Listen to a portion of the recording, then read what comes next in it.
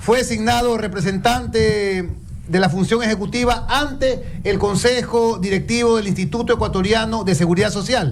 El nombramiento de Eduardo se dio a través del decreto 87, publicado por la Presidencia y firmado por el presidente de la República, Daniel Noboa, el miércoles, el día de ayer. La posesión se realizó en la Superintendencia de Bancos. Bueno, está con nosotros Eduardo, ya lo escucharon, presidente del Consejo Directivo del IES. Eso. Qué bárbaro, Eduardo. Grandes retos. No, gracias, Juan Javier. Gracias por invitarme al jueves, el mejor día de la semana. Oía que criticaban que no te dejábamos hablar, Juan Javier. Eso es falso totalmente. ¿Cómo? Sí, sí. Y ahora que tienes más panelistas va a ser más complicado. Anda queriendo quitar la tarjeta del ascensor. Ya la tarjeta va a pasar de $20 a 100. Nadie se puede subir. Aquí hay que venir con su silla porque ya sé que va a quitar la silla. Hay que venir con su silla propia. Pero bueno, yo he aceptado gustoso tremendo reto. Este reto que me ha planteado el presidente Noboa.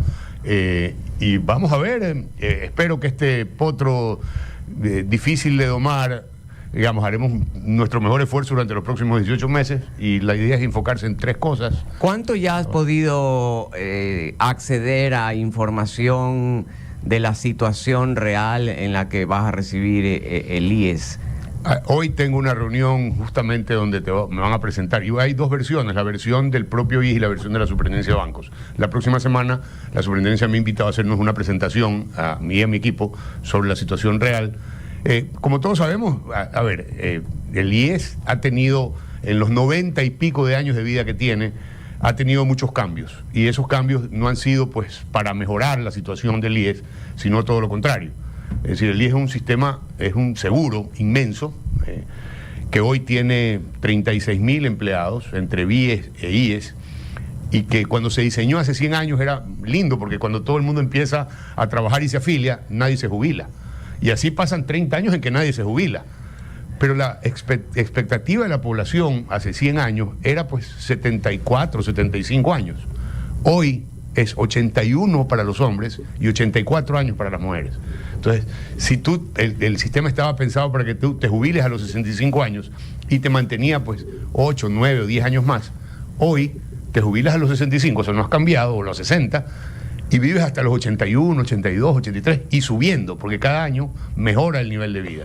Entonces eso hace que digamos, actuarialmente no estuvo pensado para que aumente tanto el nivel. Y eso habla bien de la medicina, digamos, de la medicina en el mundo, porque la expectativa de vida crece y crece porque hoy tenemos medicamentos. Es decir, con todas las críticas que pueda haber, la realidad es que la medicina en el mundo ha mejorado en los últimos 100 años. Y eso ha hecho que se compliquen los sistemas de seguridad social, no en Ecuador, en todo el mundo. Eduardo, bienvenido, y ahora sí ya en lo formal. Mucho. Buenos días, gusto verte y tenerte aquí en este programa. Tú tienes un perfil muy interesante para este cargo, y eso es importante decírselo a la gente. ¿Por qué? Porque las 2 grandes cosas del IES son la parte administrativa y la parte de salud. Y precisamente Eduardo Peña concentra las 2 cosas. Es médico de profesión y ha sido administrador durante muchos años de empresas. Entonces es un hombre que conoce mucho de administración y también conoce de medicina, que son precisamente los 2 frentes que hay que gobernar en el Instituto Ecuatoriano de Seguridad Social. Pero comencemos con lo segundo, con la parte administrativa. Algún rato nos metemos a la parte de salud, Eduardo. Dale. 25.000 millones de dólares es lo que está debiendo en este momento el Estado al Instituto Ecuatoriano de Seguridad Social, entre pagos que tiene que hacerle al BIES, justamente recursos, 40%. el 40%, recursos de salud, del seguro de salud, entre otras cosas. 25.000 millones de dólares. Se incluye también el portafolio de inversión. ¿Cómo se va a poder cobrar eso? ¿Qué has hablado ya con el presidente Noboa? Yo me imagino que ya debes haber hablado algo de este tema con el presidente Noboa. Evidentemente no van a pagar los 25.000 millones de dólares de golpe porque no hay ni siquiera remotamente ese dinero, pero ¿cómo el gobierno va por lo menos a otorgarle flujos en los próximos días o en las próximas semanas al Instituto Ecuatoriano de Seguridad Social para que también el seguro pueda tener sus recursos? Ok, a ver, separemos los 25.000 en 13.000, que es la deuda, 13.000 y piquito, que es la deuda reportada, documentada, y 12.000 que son bonos del Estado que tiene el BIES, pero los bonos del Estado son bonos del Estado. Claro. Es decir, son compromisos de pago del Estado en el tiempo. El portafolio de inversión. Ok, entonces efectivamente habrá que sentarse con el Ejecutivo a ver cómo hacemos con esos 13.000 millones, pero como verás, la realidad de la caja fiscal es terrible hoy en día. Estaba el ministro de Finanzas rascando la olla para poder pagar los 13.º en diciembre. Entonces, el seguro, además del gobierno, tiene algo así como 2.000 y pico de millones más por cobrar a empresas que están hoy coactivadas.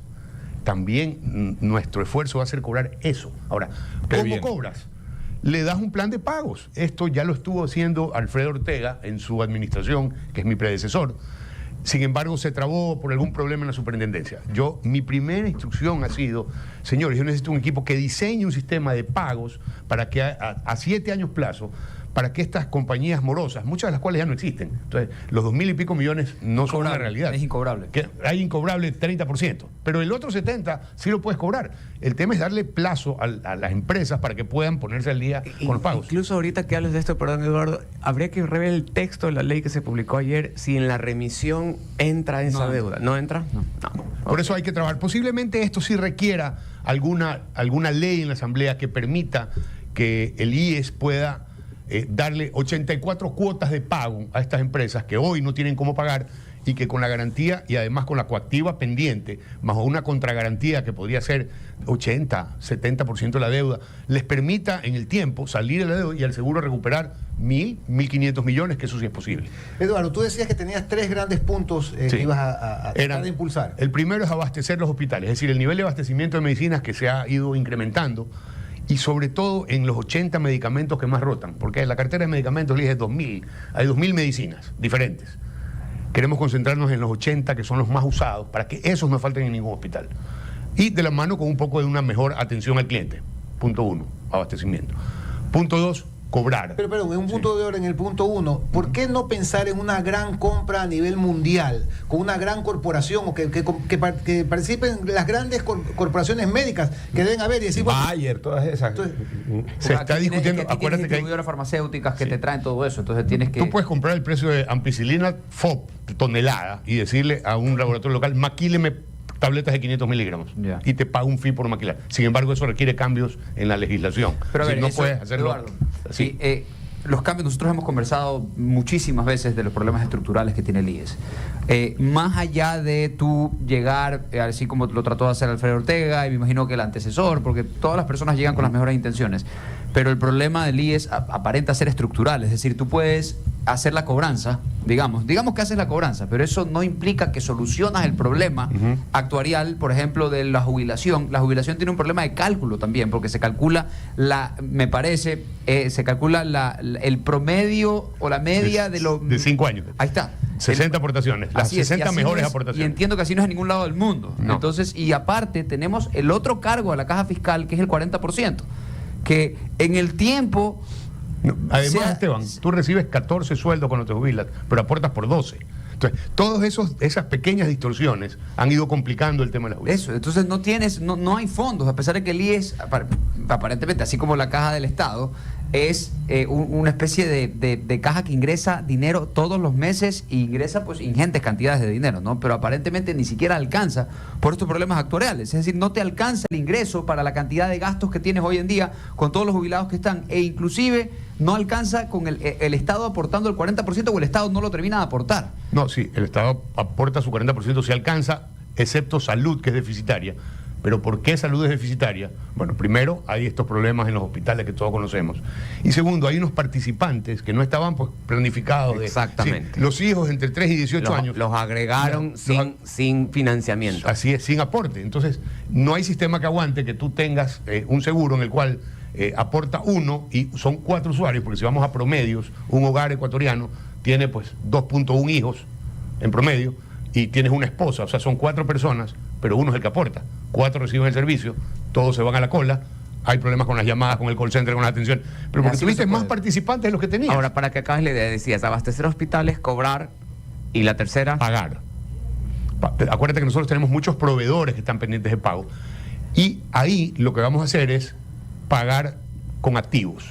El IES está lleno de activos, de hecho, tiene más de 2.000 millones de activos que son improductivos, que al IES le cuesta pues impuestos prediales, impuestos municipales, guardianía, etcétera. Yo lo sé, pero ahí te digo algo, por ejemplo, si yo fuera un hospital dental que tengo trabajadores, que comprar insumos, etcétera, ¿Y qué me hago con un activo? A ver, si yo te debo en este momento 3 millones de dólares y te digo, mira, 1 millón en activos y con el flujo te pago los otros 2, tú dirás, bueno, a ver, además no te voy a cobrar, porque la otra cosa que se rumora es que te cobran para pagarte. Entonces acá, cuando te entrego activos, claro, peaje. Entonces, si te entrego activos, ok, tú el activo te das la vuelta y lo vendes. O sea, para nosotros es muy complicado. Eduardo, el economista Dajic ayer dijo esto sobre la crisis del IES. ¿Cuántas veces en esta emisora? ¿Cuántas veces hemos analizado lo que al país se le venía? ¿Cuántas veces hemos dicho lo que hay que hacer? El país no aguanta entregar 10.000 millones de dólares en subsidios, porque la gente piensa solo en el subsidio de los combustibles, pero no piensa en el subsidio a los fondos de pensiones. Pues entre el IES, el ISFA y el ISPOL reciben 3.200 millones de dólares al año, que es un subsidio perverso. ¿Por qué? Porque saca plata del presupuesto que debería usarse para atender a los más indigentes, a los más necesitados, y se la pasa al 30% privilegiado del país que tiene pensiones y tiene seguridad social. Pues el país no aguanta seguir entregando esto. Ahora, economista, a ver, pero claro, te voy a decir una cosa. Ese no sé si es un subsidio, sino que es un... No, mira tú, porque resulta que el IES... Pero nació porque el IES le debía plata, el Estado le debía al IES. A ver, pero es que el IES sigue estando ahí y es un subsidio de si tienes que aportar el 40% de una jubilación que en teoría se tiene que pagar con la aportación que tú haces toda la vida, ¿sí está subsidiando el Estado las jubilaciones? Al IES le pasas, todos los enfermos con enfermedades catastróficas son atendidos en el IES, aun cuando no sean afiliados. Y muchos ancianos también son atendidos del IES, que son responsabilidad del Ministerio de Salud. Al fin del día, el Estado ecuatoriano tiene una responsabilidad con los ciudadanos. La salud. Que es ofrecer la salud. Entonces, ¿cómo se la ofrece? A través del Ministerio de Salud Pública. Si colapsa, que es lo que pasaba, creo que el Ministerio de Salud Pública ha mejorado, en las últimas administraciones en general ha mejorado mucho, pero le falta mucho. El IES, en cambio, se ha deteriorado porque ha ido absorbiendo parte de estos clientes, entre comillas, del sector público, del sector privado, no solo del sector privado, no afiliados, que se han ido a atender al IES, y el IES dice, venga, yo lo atiendo. Entonces, claro, eso tampoco estaba presupuestado. Entonces, de ahí la crisis. Es decir, sí, ciertamente puede ser que el IFA, el ISPOL tengan un beneficio y se pueda ver como un subsidio. Con el IES podemos hablar de un cruce de cuentas más bien. Eduardo, me permito darte una sugerencia porque veo que muchas de las cosas que se necesitan para cambiar la situación del IES pasan por la parte legislativa, es decir, hacer reformas legales. Sí, unas pocas sí. Las de estructurales son todas allá. Ya, bueno, pero también temas legislativos. Un problema que se da en el país es que finalmente la tarea legislativa siempre sale por iniciativa de los legisladores, es decir, el legislador de tal bloque político en ese momento se le ocurre algo y presenta un proyecto de ley y así vamos, ¿no? ¿Por qué el IES no puede tomar una iniciativa, por ejemplo, de crear una comisión prelegislativa con 4 o 5 cabezas iluminadas en este país? Dígase el propio Alberto Dajic, Marco Proaño Maya y un par más, que revisen el estatus legal del IES, el marco legal que regula al Instituto Ecuatoriano de Seguridad Social, y ellos planteen, hagan un anteproyecto de reformas a la ley, y obviamente después incorporar también a los jefes de bloque o algún representante de cada uno de los bloques de la Asamblea Nacional para que eso vaya consensuado y después incluso sea presentado por los propios bloques, de tal manera de que ya tengamos una reforma seria a la ley orgánica del Instituto Ecuatoriano de Seguridad Social, y que no sea una cuestión de iniciativa de un asambleísta por ahí, iniciativa de otro asambleísta por allá, sino algo que verdaderamente se ha trabajado por gente que haya tenido experiencia en la cosa pública, y especialmente gente que siempre ha opinado del IES, como por ejemplo aquí damos 2 nombres, Alberto Dajic, Marco Proaño, pero debe haber 2 o 3 más que tranquilamente pueden coadyuvar a hacer un buen trabajo. Pocho, efectivamente, y una de las cosas que debemos reconocer al gobierno del presidente Lasso es que él juntó a esta comisión que presidió Augusto de la Torre. Sí. Y ellos hicieron lo que tú estás diciendo. Hicieron un estudio, no vinculante, obviamente. una evaluación. Pero fue una comisión que vinieron multipartidista con gente seria de todos lados y dijeron, señores, este es el diagnóstico y obviamente hay unas soluciones estructurales que hay que plantear. Las soluciones estructurales deben ser llevadas a la Asamblea, pero antes tienes que conversar con la Asamblea, porque obviamente cuando tú tienes un aportante y muchos usuarios, lo que tienes que hacer es cobrarle más a ese aportante. Entonces, son temas que debemos conversarlos en el futuro cercano con la Asamblea Nacional, porque deben ser tratados y aprobados por la Mira, supremacía. José Rojas dice: saludos y felicitaciones al doctor Peña. Por favor, ojo a las mafias que proveen de medicina IES. Ahí está el cáncer que hay que extirpar. Hay mafias sindicalistas y mafias de provisión de medicinas, y los funcionarios de los hospitales son un antro de corrupción. Carlos Haas: opino que el sistema de seguridad social es el único sistema Ponzi legalizado. Desafortunadamente nos consultaron a los ecuatorianos si queríamos privatizarlo, pero no quisimos. Chalo Javier: ¿por qué el IES no se privatiza? Si tienes que ser subsidiado, entonces no es rentable. Ricardo Kenny: por favor, Eduardo, no se olvide la deuda con el León Becerra, que es de más de 1 millón. Sí, Ricardo. Y Fausto Ortiz, que te felicita, dice: ¿qué opinión tiene del futuro del BIES? ¿Vale la pena mantenerlo o regresar al esquema anterior para ir reduciendo el exceso de personal? Bueno, hay mucha gracia, efectivamente. En los presupuestos del BIES han crecido de manera importantísima. El número de empleados en los hospitales como el Carlos Andrade Marín, si tú revisas los números hace 8 años, tenía 1.600 empleados. Hoy tiene 2.800. Explícame dónde los meten, porque un hospital no puede operar con tanta gente. Entonces, hay que efectivamente revisar y auditar la cantidad de personas que trabajan en el BIES, que tampoco tenemos. Dice la superintendencia que ellos tienen una auditoría, y esa reunión pues será la próxima semana, entre Navidad y Año Nuevo, para ver cuál es la realidad numérica. Pero habrá que tomar correctivos, efectivamente. Oye, un saludo a Ricardo Kenny, que me sonrío un poco porque viene el presidente del Consejo Directivo del IES, Ricardo Kenny. No se olviden de la deuda con León Becerra. Viene el ministro de Finanzas: no se olviden con la deuda de León Becerra. Pero apoyamos 100% Claro, a por León supuesto, Becerra. a ver, Y les vamos a pagar. Claro, O sea, pero mira, los prestadores tienen que Así tener que, claro Ricardo, que saludos. llámese con activos en principio, porque esos convenios de pago son mucho más fáciles de hacer. Es decir, la investigación ahora es si lo podemos hacer con una resolución del Consejo Directivo simplemente, y estructurar un sistema de pagos que sea fluido, de manera que yo te pago con un activo pocho, Ya. pero tú, si quieres la plata, te das la vuelta y lo vendes. Así es. Ahora, Eduardo, yo te quiero hacer una pregunta, también sugerencia, porque aquí se le hicimos a Alfredo Ortega. A Alfredo Ortega le gustó, pero me gusta fundamentarla. Mira, habían planificado ahí una ampliación del Teodoro Maldonado Carbo. Está bien, mejoren el Teodoro Maldonado Carbo y todo.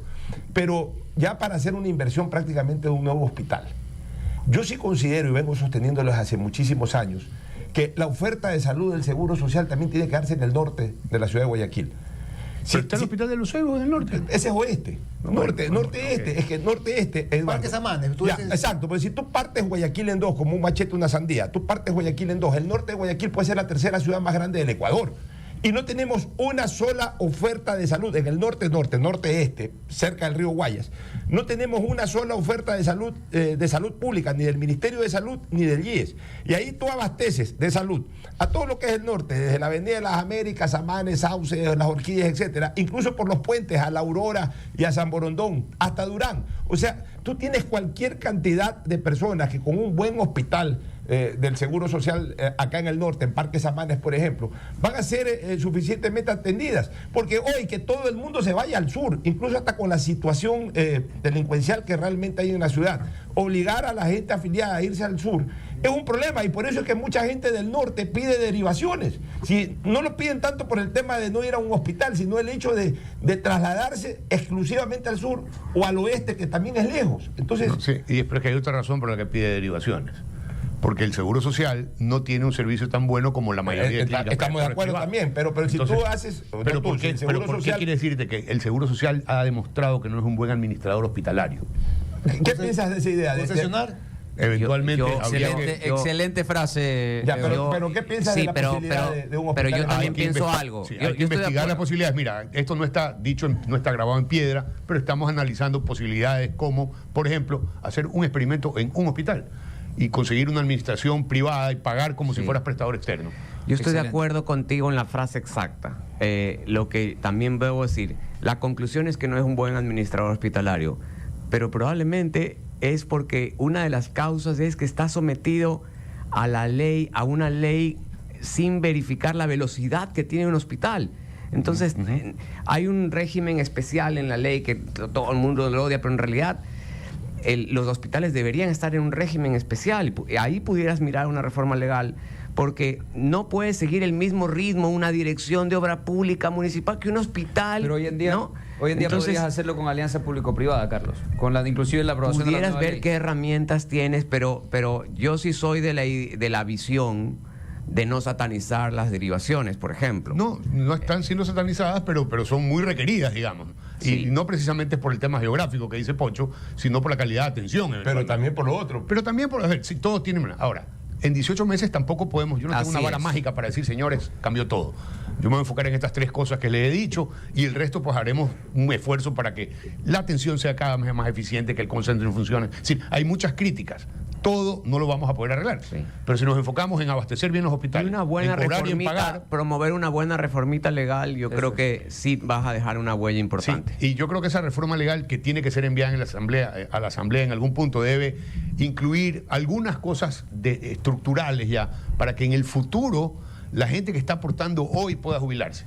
Porque si no hacemos nada, Así esto es. no tiene salida. Mira, Cristóbal Pereira dice a los representantes de los laboradores del país darle el mantenimiento correctivo y preventivo a los dueños de las marcas para que el costo de medicina sea menor, con permiso de la Contraloría y Procuraduría. Ricardo Kenny insiste que se haga de manera automática el cruce de cuentas de lo que nos debe el IES con los aportes patronales que mensualmente debemos hacer, y no lo podemos hacer con puntualidad porque el IES no nos paga puntual. Jorge Freijó, buenos días. ¿Qué se hará para recuperar la atención y servicio que ofrecía antes el hospital del Seguro Los Ceibos? Ahora ya no hay confianza para hacerse atender en ningún hospital del IES. Y Efraín Chiquito dice, ¿será cierto lo que dijo el día de ayer en su programa el economista Dají, que en marzo próximo ya no tendría dinero para pagar sus obligaciones? No, el IES va a tener dinero para pagar sus obligaciones, seguramente en los próximos 4 años.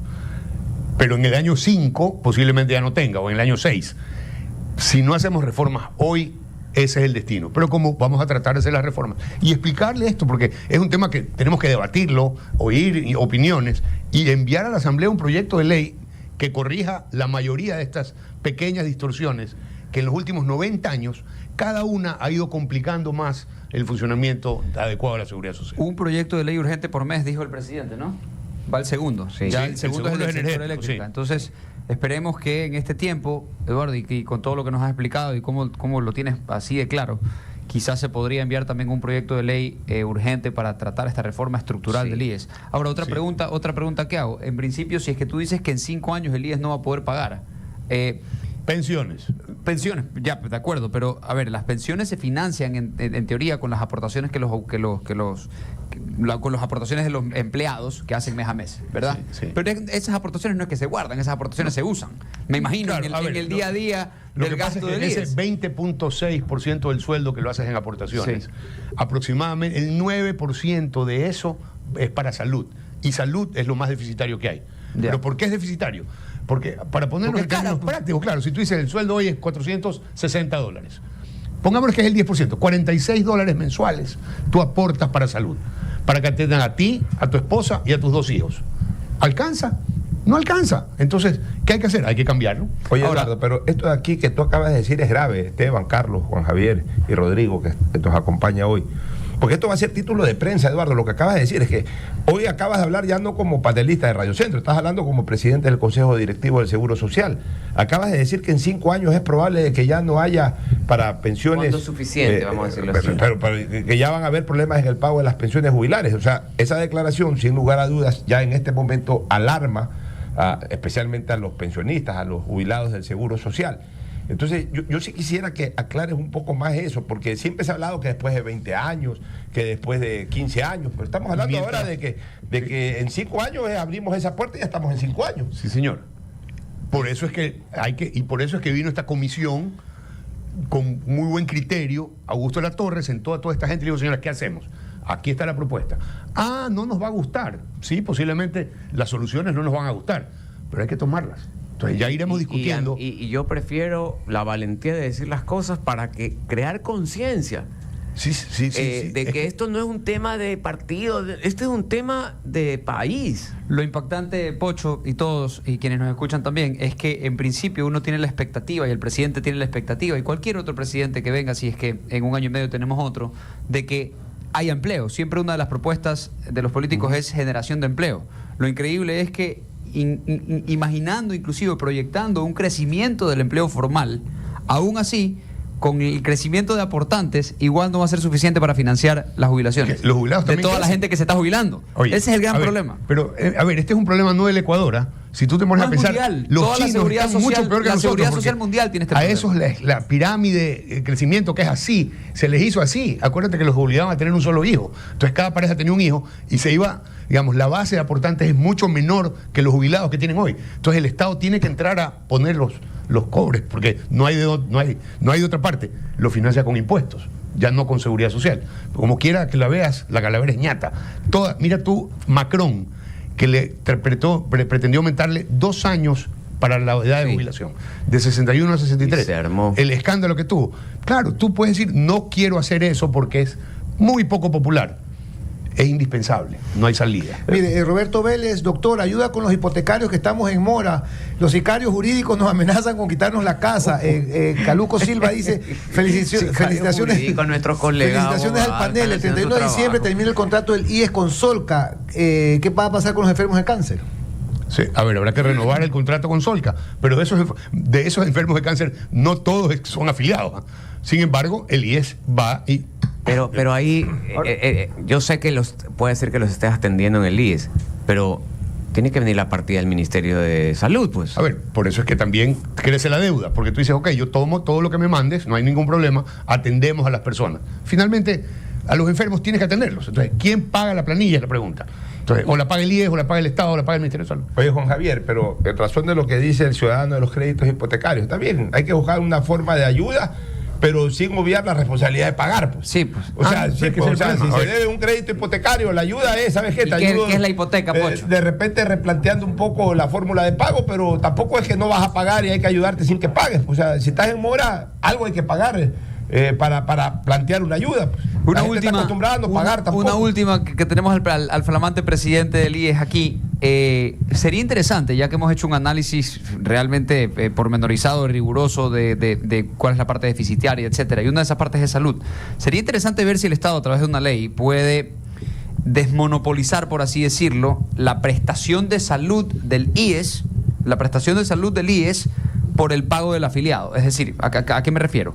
Que por ejemplo, un empleador pueda decirle, con alianzas con la empresa privada o medicina prepagada, pueda decirle a su empleado, decirle, mira, nosotros trabajamos aquí con, digamos, Humana, Plan Vital o lo que sea, ¿ya? 3 empresas o 4 empresas. Estos son los planes. ¿Cuál eliges tú?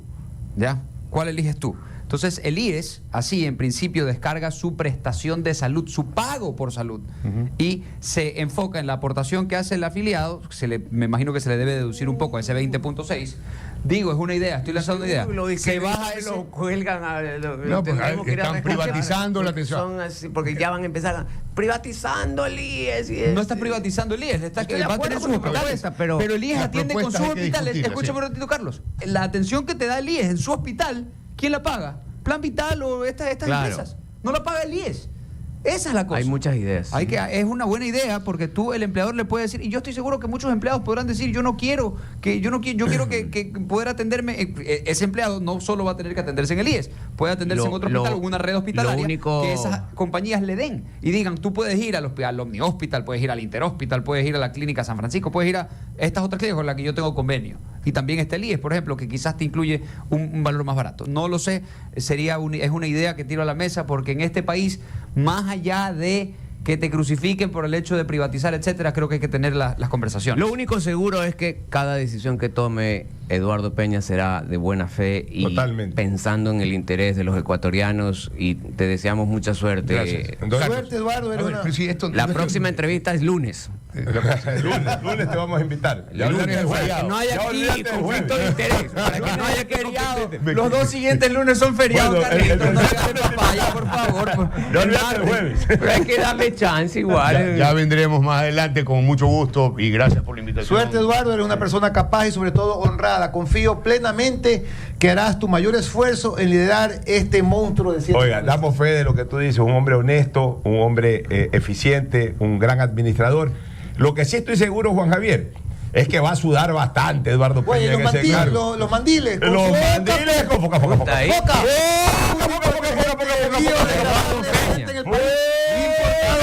El mandil. Foca para los mandiles del IES y para el terno y la Vamos. camisa de Eduardo Peña, foca. Corte y volvemos.